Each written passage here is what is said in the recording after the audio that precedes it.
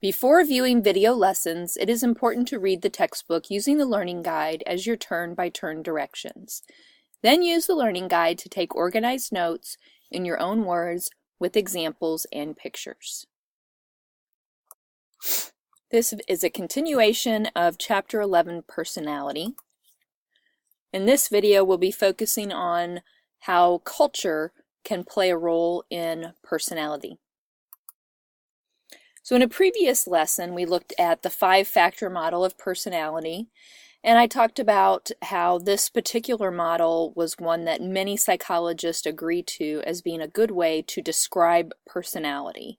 We've used this model around the world in all different kinds of cultures. Now, when it comes to culture and personality, oftentimes we think of different cultures having particular personality characteristics that are kind of embedded within the culture and are part of kind of how people from that place are. So if you think about like within the United States, think about our stereotype for somebody from New York versus somebody from the South and how we believe their personalities might be different based on their culture.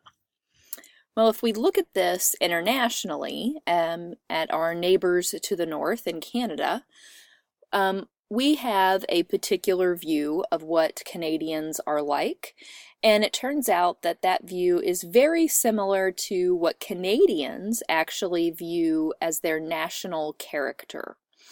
So when we give Canadians a test similar to a 5-factor personality test and ask them to describe Canadians, this is the profile that we come up with.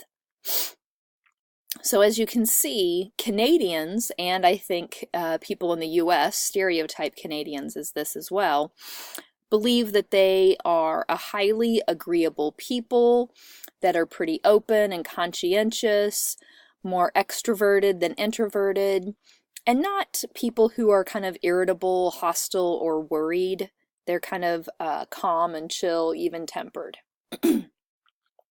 So we have this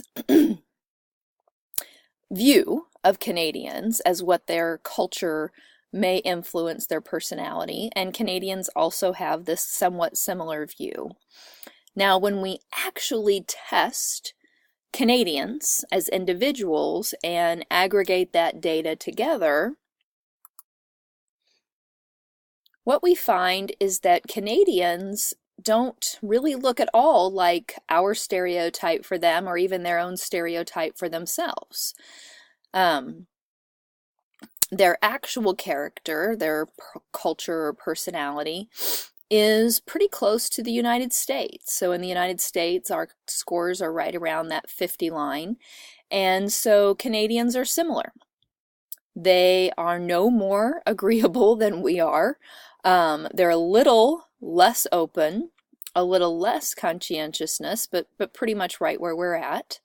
Extroversion, they are a little more extroverted, and that is the only trait that fits closely.